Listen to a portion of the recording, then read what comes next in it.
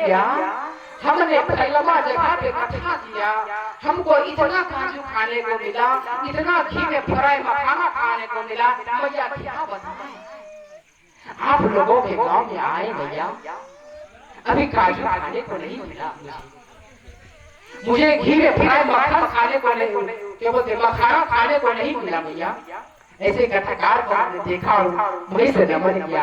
आपकी महाराज जय जय हो, आपकी महाराज जय जय हो। क्या आप कथा करने नहीं आए भैया? महाराज आप कथा करने थोड़ी आए, आप अगर कथा करने के लिए आते तो इसी प्रकार से भजना नहीं करते। हमारे साहेबगंज की तरफ कथाकार गए थे, उस कथाकार का भी नाम नहीं बोलेंगे, अगर नाम बोलने लगे ना तो कल से माइक फोन में कॉल आने लग गया तो कितने कथावाचक बन गए जो मन से मर्जी करने लगे। जो सत्य है वही सत्य घटना बताएंगे। साहेबगंज में कथा हुई, साहेबगंज में उधर बगल में कौन बस्ती बोलता है, हम बोलेंगे साहेबगंज में इधर फदरगमा तरफ एक हमारे महाराज जी वहां पहुंचे। हम वहां पे नहीं थे, वहां पे महाराज जी को बहुत कष्ट हुआ, यहाँ तक कि पीने के लिए बढ़िया पानी नहीं मिला। महाराज जी को पीने के लिए बढ़िया मोटर का भी पानी नहीं मिला, इतनी उसकी दुर्गति हुई। उन्होंने उस व्यास ने मंच से कभी एक शब्द नहीं कहा। हमारे नजर में बहुत संत है, हमारे नजर में वो संत है कि जो कष्ट में भी ला करके उन्होंने समाज का आविष्कार नहीं किया। ये नहीं कहा कि समाज में ठीक से एक गिलास पानी भी नहीं देता, उन्होंने समाज का सातों दिन पढ़ाई किया। अरे हमारे वो संत हैं वृंदावन के आकर के यहाँ पे समाज का सभी के बीच में उसका हंसी उड़ाने का किसी को अधिकार नहीं, हमने देखा।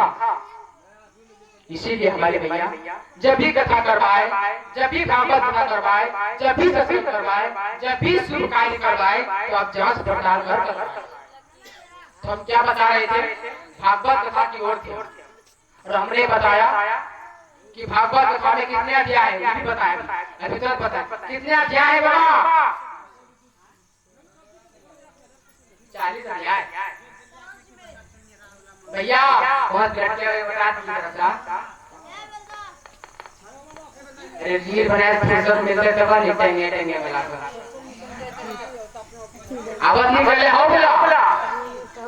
कांच के गिलास में हल्दी डाल करके, अब वो निकल के आई, कांच के गिलास में हल्दी डालो और जादू देखो। आजकल तो निकल वो करने छुट्टी मिलेगा तभी तो धार्मिक चीज भी देखेंगे। ये मोबाइल किसी के लिए लाभदायक भी है, हानिदायक भी है।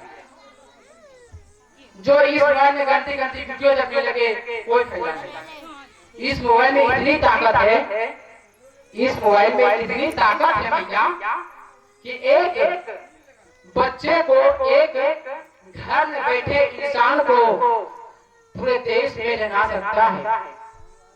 हम शॉर्ट वीडियो भी देखते हैं ना, किसका देखते जानते हैं? प्रेमानंद का भी कभी देखा करते हैं। आपको लगा कितना पागल बात है, प्रेमानंद महाराज को ना देखते नहीं देखते, क्यों देखते उसका? हम तो 5 साल का छोटा सा बच्चा वृंदावन में गोवर्धन में रहता है तो उसका वीडियो देखते हैं। प्रेमानंद जी क्या भी कम वीडियो देखते हैं बहुत कम। हम उस छोटे से बच्चे को देखते हैं कि उसकी माँ 5 साल ही आई है, 5 साल वो बढ़िया से माइक में बोलते हैं ना तो बच्चा 5 साल का बढ़िया से बोल नहीं पाता है बढ़िया से। उसको विश्व में सबको जानता है, उसका नाम है भागवत दास ब्रह्मचारी। आप इंटरनेट पे देखिएगा उसका कितना नाम है। हम तो छोटे से बच्चे को जब देखते हैं ना तब हमारे शरीर में जुनून पैदा होता है। प्रेमानंद जी को देखते हैं ना तो आत्म कल्याण होता है, आत्म शांति मिलती है। हम बहुत बार क्या होते हैं, गुस्से हो जाते हैं, बहुत कारण से घर में कोई परिस्थितियां हो जाती है लेकिन वो गुस्सा होना पड़ता है। लेकिन हमें बहुत कंट्रोल में रहने आप सीख गए, हम बहुत कंट्रोल में रहना सीख गए जब भक्ति मार्ग से जुड़े। पहले हम छोटी छोटी बातों में बात बना देते थे किसी से, बड़े छोटे कोई लाज नहीं। हम इससे जुड़े हमें सहनशीलता फटाफट, लोग कुछ भी बोले या हमारे परिवार में कुछ भी बोले, परिवार में हमारे घर के मुख्य अतिथि कुछ भी बोले कहा जाता है जिसके गर्भ से जन्म लिया है ना वो भी अपना नहीं है भैया। आप जिसके गर्भ से जन्म लिए हो वो भी आपका अपना नहीं है, सब स्वार्थी है। वो भी जन्म इसलिए किया है ताकि हमारे बुढ़ापा में सेवा करिए। हम नहीं बोल रहे हम उठा चर्चा हम अपनी बात नहीं, ये अनुठा चर्चा में राज करते हैं कि एक मैया भी तभी बच्चा पैदा करता है उसको लाभ होता है, हमें बचपन में सहारा मिलेगा, बुढ़ापे में हमको सहारा मिलेगा, इसीलिए वो करता है। इस दुनिया में कोई नहीं है। उसको एक कथा भूल रहे हैं, वो बच्चे का नाम भी भूल रहे हैं और बच्चे का माता पिता का भी नाम भूल रहे हैं, जिनको थोड़ा थोड़ा याद आ रहा है बताते हैं। वो एक बच्चा आया था आटा मांगने के लिए, राशन भिक्षा मांगने भोजन करता था। 5 घर में जो भिक्षा मिल गई वही उसका एक दिन का खुराक हो गया। और वो बच्चा 5 घर में गया, कुछ प्राप्त हुआ, कोई उपला दिया उठा, कोई आटा दिया, पानी दिया, फिर इंसान के वो 4 ईटा में जोड़ के वही उपला जब वो जला रहे थे, उसके रोटी सेक रहे थे, तो उसी के कारण वो जो है चींटी बहुत मर गया था उसमें जल करके, वो चींटी मर गई बहुत सारा। और जो उपला दिया उसको भी थोड़ा दंड लिखा, फिर उसका उसमें क्या अपराध, उपला देने वाले को क्या अपराध, लेकिन उन्होंने जो चींटी को जो मारा उसका उसको अपराध लगा, बाल हत्यारा का अपराध लगा उसको।